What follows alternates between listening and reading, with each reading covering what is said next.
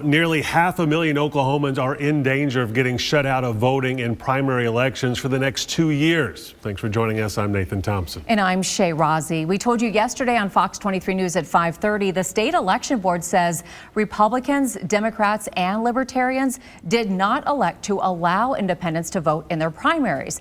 Democrats say that's not true, claiming they notified the election board back in August. We have new details on this story. Fox 23's Devin Lyon joins us live in the studio tonight. Devin, you talk to the state election board and the Democratic Party chair about this disagreement. Yes, and if this were to follow through, it would be the first time in about a decade that independents couldn't vote in another political party's primary. A political party has to notify the state election board if they choose to open their primary elections. The state election board says no one did that. But the Democrats tell me they did, and they're hoping to get this changed. We were totally blindsided. That is absolutely the word. Erin Brewer is the chair of the Oklahoma Democratic Party. She says they were shocked by the announcement from the state election board that Oklahoma's near 500,000 independents could not participate in Oklahoma's primary election for the years 2026 to 27. That is absolutely not what the Oklahoma Democratic Party had decided. So in June, we voted overwhelmingly to continue allowing independents to vote in our primaries.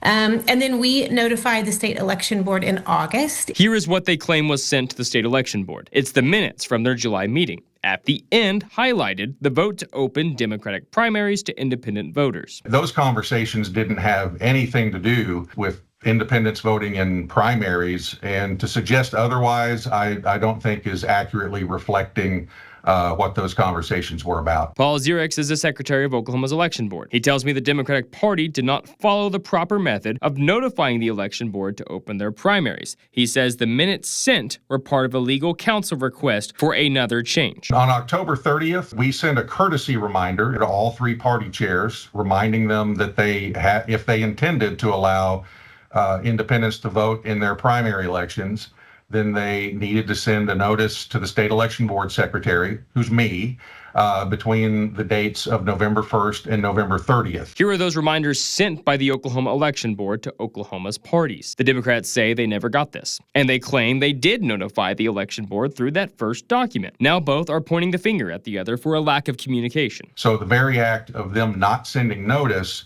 means it was really their decision and their responsibility to not allow independents to vote in their primaries. Now, maybe that was not their intention, but it's the effect of their lack of action. We have been in regular contact with the assistant secretary at the Oklahoma Election Board since August. So I don't know why they chose not to communicate with us on this particular matter. Despite this, it's Oklahoma's 488,000 independents who are left in the dark, unable to vote in primaries or runoff elections. Under state law, it is the responsibility of that state party's chair to provide that notification. These elections don't happen till June. I think we have plenty of time. It's just a matter if they'll work with us or not. The Republican Party has never allowed open primaries in Oklahoma. GOP Chair Charity Lynch says Republicans and Democrats should get to decide who moves on as their candidate, not other political parties. The whole purpose of the primaries is so that the parties can put forth their best candidate moving forward. If you're going to have someone from a different party interfere with another party's elections, that is election tampering. He says they're working with legal counsel to see if there's a possible December extension to get this corrected.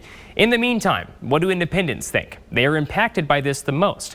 Coming up on Fox 23 News at 6, why one independent voter says this shows the need for open primaries across the board in this state. Live in studio covering news that matters, Devin Lyon, Fox 23 News.